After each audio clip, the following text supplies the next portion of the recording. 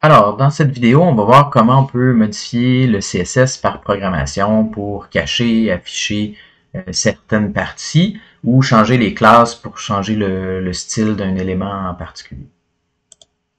Donc, dans ma page avec mes formulaires, donc on voit que j'ai plusieurs sections ici, une petite erreur dans mon code. Puis dans le bas, ben, j'ai une petite navigation qui me permet d'afficher la section suivante puis la section précédente. Donc ce que j'aimerais, moi, c'est dans mon formulaire, afficher une section à la fois, puis quand la personne a terminé, ben, je peux passer à la section suivante pour afficher l'autre.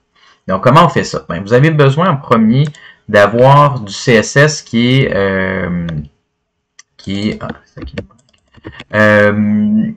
du CSS qui va nous permettre de cacher ou afficher des choses. Donc souvent, moi, ce que je vais faire, c'est que je vais avoir un fichier qui va s'appeler exception. Puis dans exception, je vais lui faire une classe. En ce moment, je l'appelle invisible, mais vous pourriez la nommer de votre choix, qui va être plus prioritaire sur tout le reste. Donc display none avec un important. Donc c'est important vraiment que ça soit la dernière règle pour que, évidemment, on veut que ça soit caché pour vrai. Ça va être celle-là qui va écraser toutes les autres.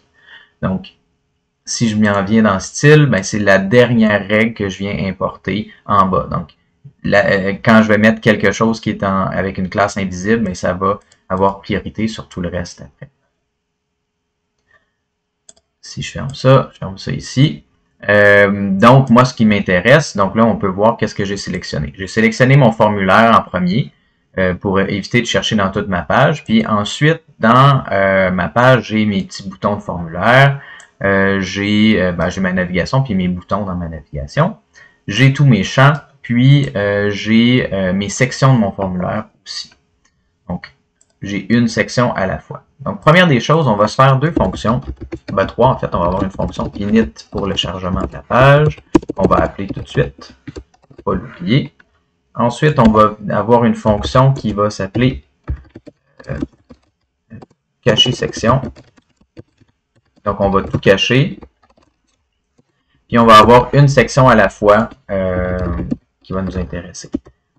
Afficher section avec la position, donc l'index dans notre liste. Ici, on en a récupéré plusieurs. J'aimerais avoir l'index de, par exemple, afficher la section 0, donc le premier dans la liste. Section 1, section 2, section 3. Donc, si j'en ai 1000, je peux passer le nombre. Si j'en ai 3, peu importe, la fonction va s'exécuter de la même façon.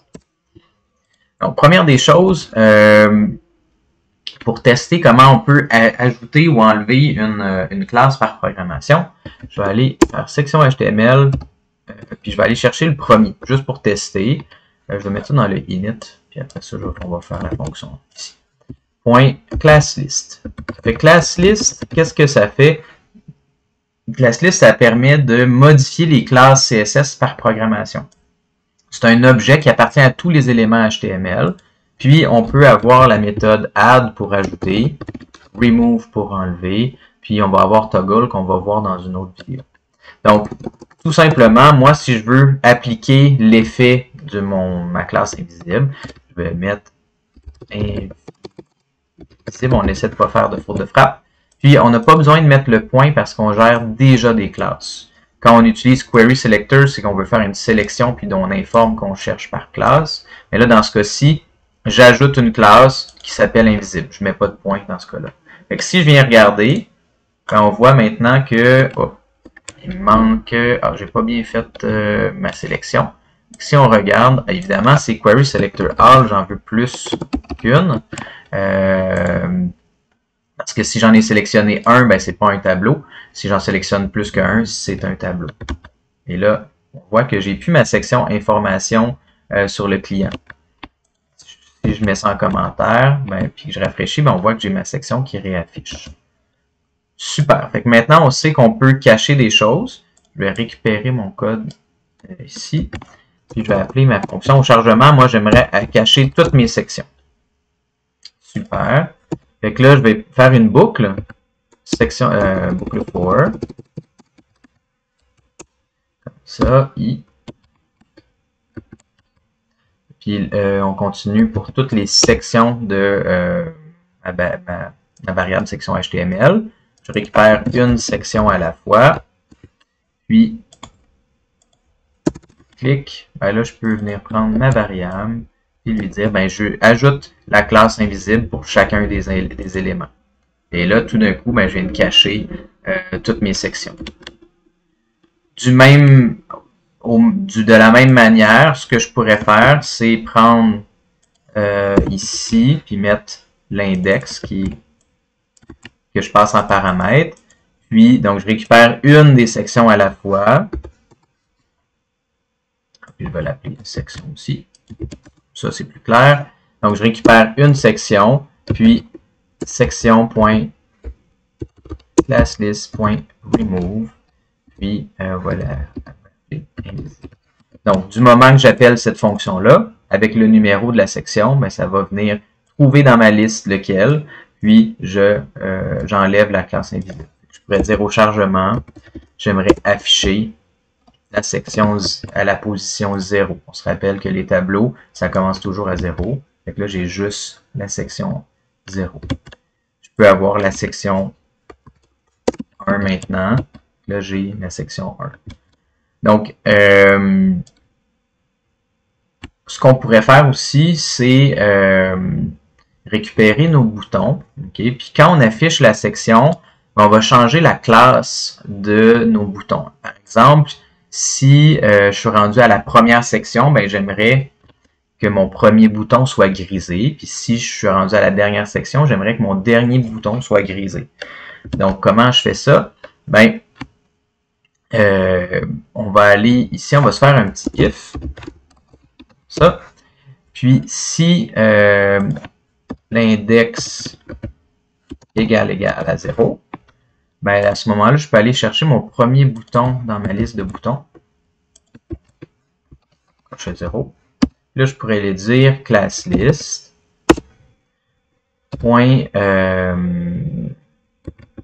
Add. Là, je pourrais y mettre une classe inactif. Donc là, je n'ai pas ça qui existe dans mon CSS. Donc, je vais aller dans mon CSS parce que j'ai un fichier pour les boutons. Donc, j'ai un fichier pour les boutons.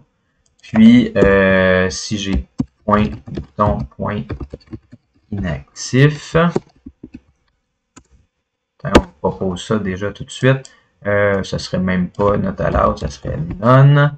Puis, on voudrait empêcher les exécutions de toutes les actions du curseur, ben pointer event, ça empêche de cliquer sur l'élément. Donc, on vient le mettre gris, on vient le mettre sans curseur, donc puis petit pointeur, puis on vient empêcher le clic dessus. Donc, maintenant, si je suis à la section 0, mon premier bouton va avoir la classe inactif. Fait que là, par défaut, il ne se passe rien. Qu'est-ce que j'ai fait? Mon petit bouton, il y a la classe bouton. Est-ce que je suis... Ah, parce qu'évidemment, je suis à la section 1. Si je mets ma section 0, là, tout d'un coup, mon petit bouton, il est désactivé ici. Là, je pourrais cliquer éventuellement sur... On n'a pas mis d'écouteur d'événement, on n'a pas mis de clic, donc, mais quand même, ça permet de voir la même chose. Là, si else if index égale à la longueur de mon tableau, parce que je veux me rendre à la fin. Donc, section html.length -1. Pourquoi? Parce que la longueur de mon tableau, si j'ai 3 éléments, la dernière position de mon tableau, c'est 0, 1 et 2. C'est 2. Si j'ai 4 éléments, la dernière position dans mon tableau va être 3. Donc, c'est pour récupérer la dernière position. Ben là, à ce moment-là, je voudrais mettre le deuxième bouton dans ma liste à 1. J'aurais pu les sélectionner individuellement au lieu d'avoir juste les deux boutons comme ça avec les crochets, mais ça vous montre une autre façon de faire. Puis, dans tous les autres cas, j'aimerais, moi, enlever, remove, ça, remove. Si la classe n'existait pas, si par exemple l'élément n'avait pas la classe invisible, inactif, pardon, ça va pas l'enlever. Excuse-moi, ça va pas faire d'erreur. Ça va juste passer à la ligne suivante. Donc, si l'élément n'a pas la classe qui est demandée, ben ça fait pas une erreur en particulier. Puis là, on voit que si je suis, bon, j'ai pas fait mes boutons, mais si je change de section, je m'en vais à la section 1. Mes deux boutons sont parfaits. Si je m'en vais à la section 2, qui est la dernière section de ma page, mais là, c'est le dernier bouton qui va être caché. Donc, vous voyez qu'on peut se servir de class list pour cacher des choses, mais on peut aussi se servir de class list pour changer l'apparence en fonction de ce qu'on veut dans notre interface. On peut désactiver des choses ou réactiver des choses. Là, vous allez me dire, ouais, c'est peut-être un peu long, il y a peut-être une manière de mieux faire ce if-là pour pas avoir à faire add, remove comme ça tout le temps. Il y a une troisième méthode qui appartient à ClassList qui s'appelle toggle. Toggle, qu'est-ce que ça fait? Ben, ça prend un paramètre et ça prend le nom de la classe et ça prend une condition en deuxième paramètre. Si c'est vrai, on va ajouter la classe. Si c'est faux, on va enlever la classe. Donc, ça vient un petit peu correspondre à ce qu'on veut ici. Fait que si l'index égale 0, on ajoute la classe inactif. Dans tous les autres cas, ben, on vient l'enlever. Même chose pour lui.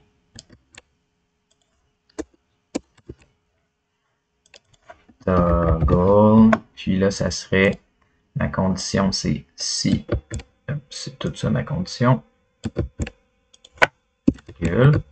Donc, ce bloc-là et ce bloc-là font exactement la même chose. C'est juste lui, il y en a un qui est plus long, l'autre qui est beaucoup plus court. Fait que si vous avez besoin juste d'ajouter ou d'enlever une classe en fonction d'une condition, ben, au lieu d'avoir des if-else, on peut utiliser toggle comme ça. C'est plus propre, c'est moins lourd à lire, puis ça vient exactement faire la même chose. Si je retourne à ma condition 0, à ma section 0, c'est le premier. Puis si je mets à la section 1, les deux devraient être affichés. Donc, ça fait le tour des trois éléments de class list, add, remove, puis toggle pour ajouter ou enlever une classe. Assurez-vous que les éléments existent dans votre CSS. Puis après ça, ben, on peut ajouter. Ce qu'il faut oublier, c'est qu'il ne faut pas oublier de ne pas mettre de points. Puis voilà, c'est tout.